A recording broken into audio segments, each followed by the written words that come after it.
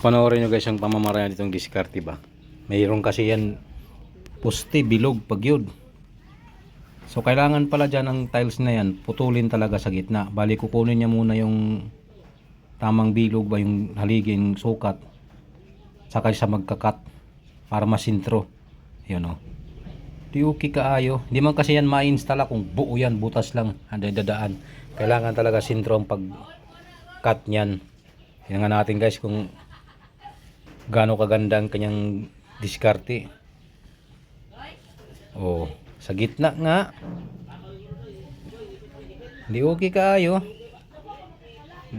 Ganun lang ang paraan.